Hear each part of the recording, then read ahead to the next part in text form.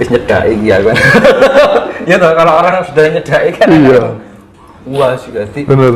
Diarani suara trompet sangkakala itu ya itu. Suara orang ini Gitu ya Mas ya. Itu kan apa yang ada yang di Al-Qur'an itu apa yang berbunyinya trompet sangkakala atau apa itu. Iya.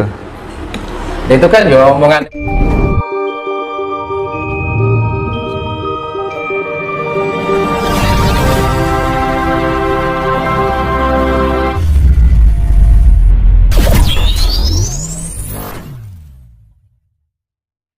dari perjalanan yang sangat panjang itu, kalau di Jawa itu kan tokoh panutan sentralnya kan beliau panjenenganipun Kanjeng Sunan Kalijaga.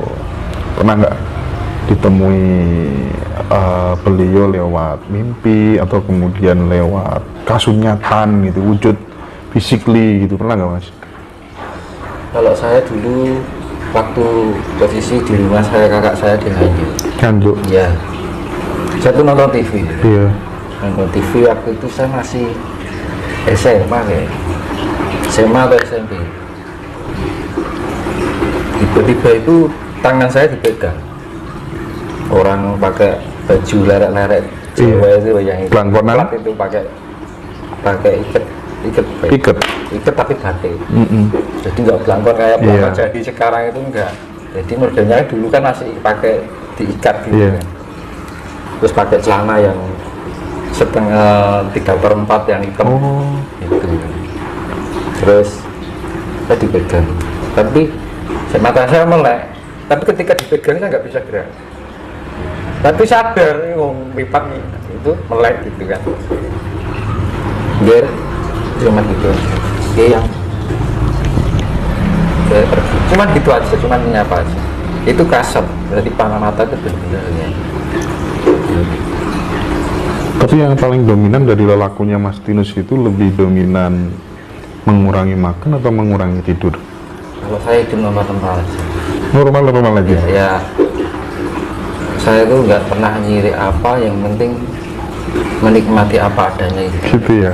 Jadi, cuman hobi saya itu melek malam. Karena sudah menjadi keterbiasaan dari sejak kecil.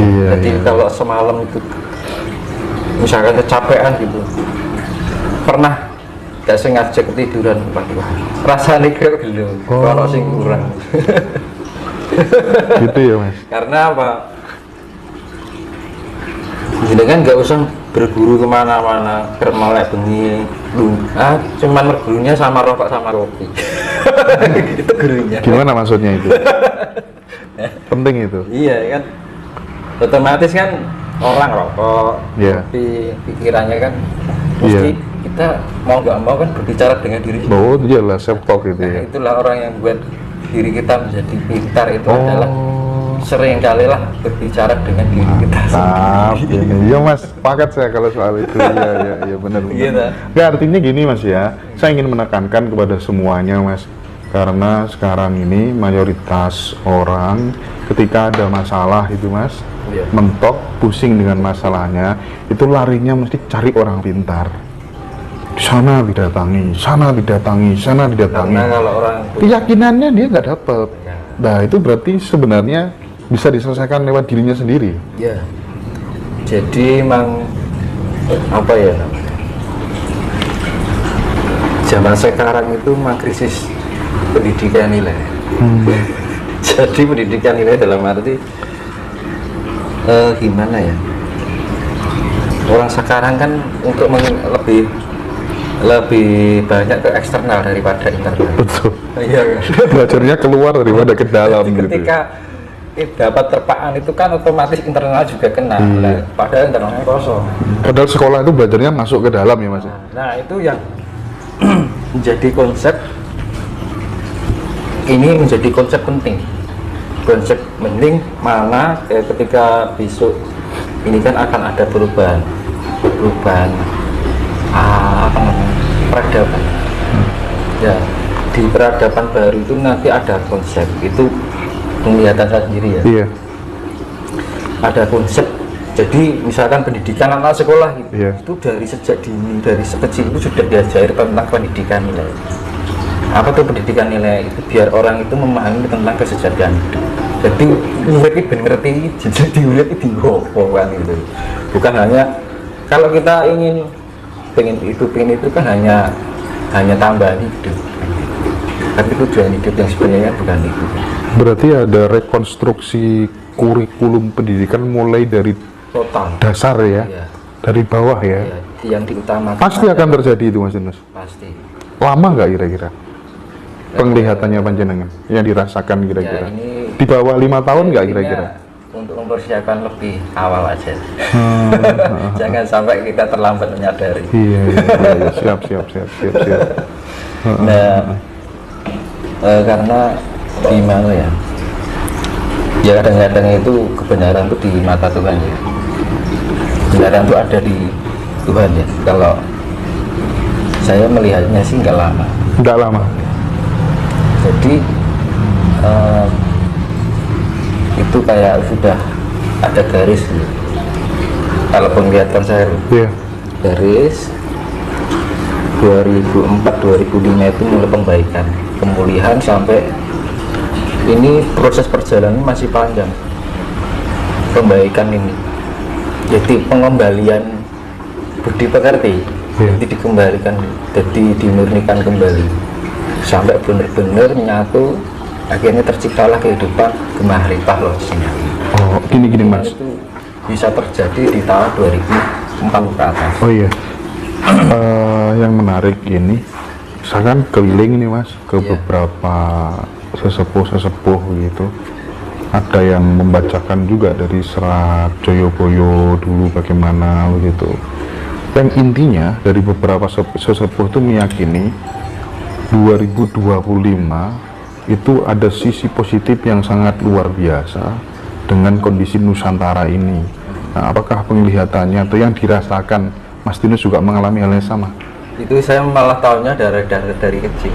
Kalau sekarang kan baru heboh-hebohnya. Kalau saya dari dulu udah tahu. Gimana itu Mas? Saya ceritakan. Ya 2025 itu Mas.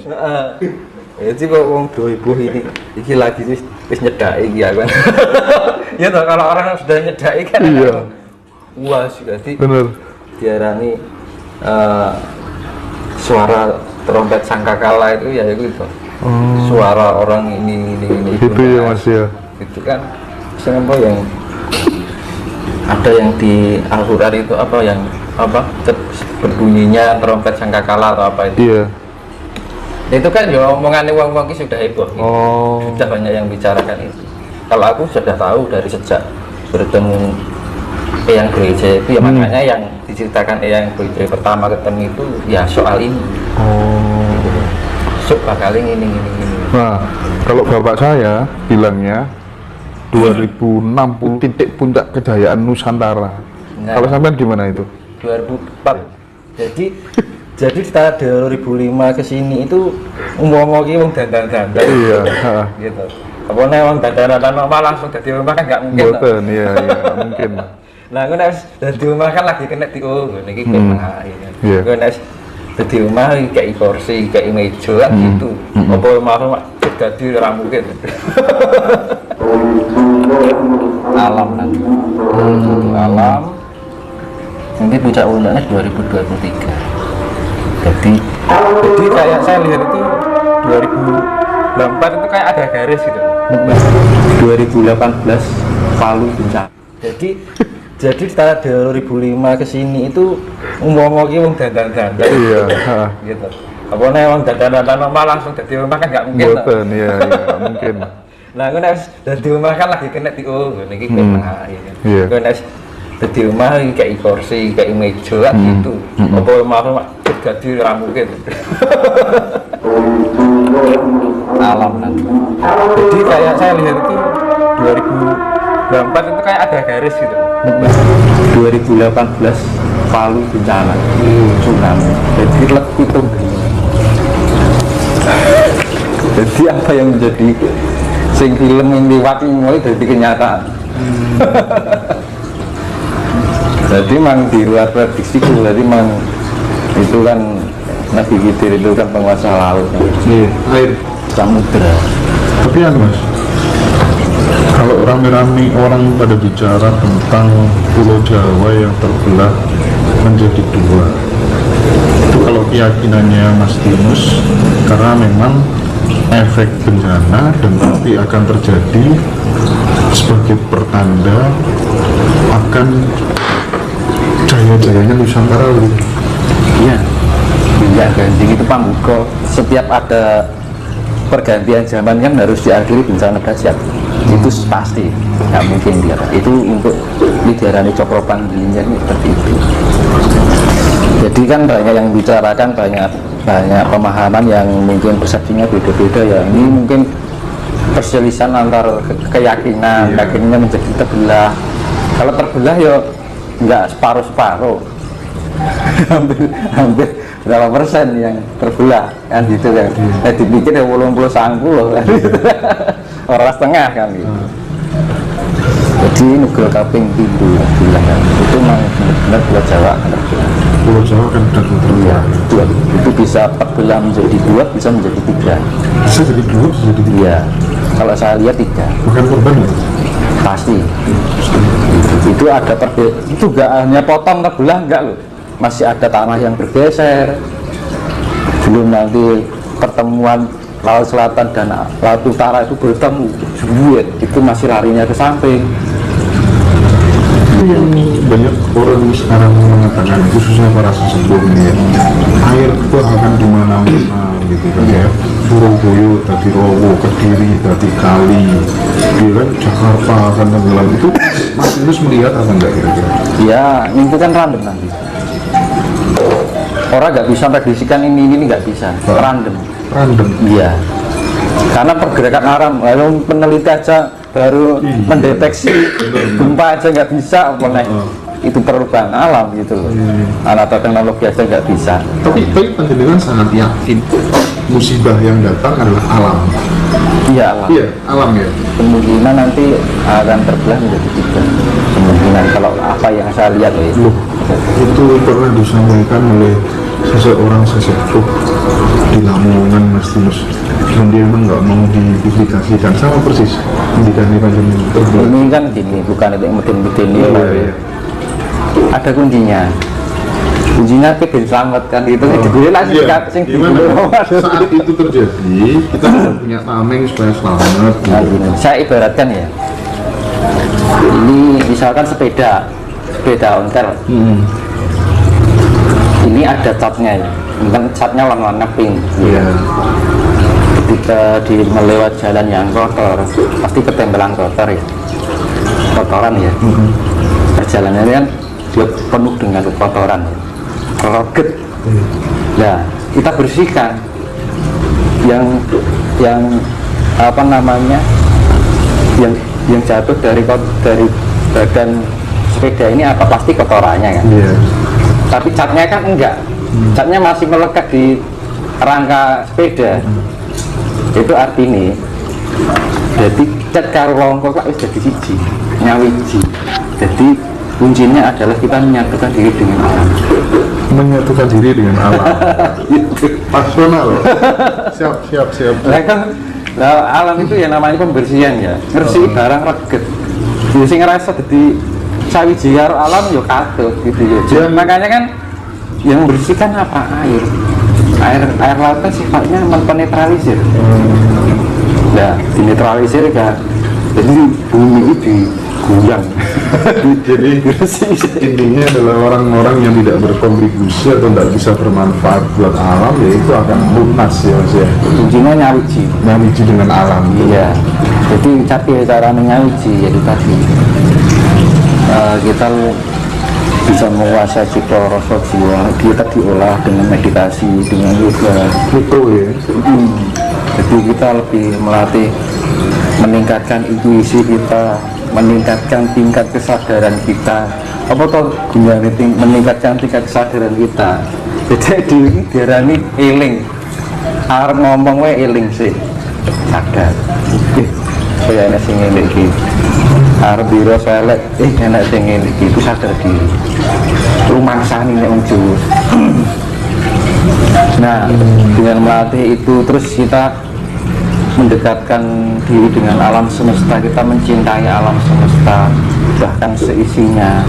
Wis to nek iso nglakoni wis slamet selamat ya. Perlu ratalan apa ya. Sekarang gini itulah namanya hakikat. Iya kan. Apa nek wis pinter ngerapal selamat turun karuan, nek hakikatnya ora iso nglakoni. Itu namanya hakikat budi pekerti. Jadi budi itu perbuatan, pekerti itu kan perbuatan, budi itu ya perbuatan baik. Kasih itu tadi kuncinya adalah kasih. Makanya kan di dalam ajaran Buddha, kenapa tidak makan hewan? Nah itu ada satu hal, sebenarnya makanan hewan yang sebenarnya ini menurut saya sendiri ya. Makanan hewan itu sebenarnya sesuatu jika dimakan tanpa diternak tidak habis, jika dipotong tidak makan mati. Apa? Jika semua manusia di bumi ini memakan hewan itu tanpa diternak tidak akan habis, dan jika dipotong tidak akan mati.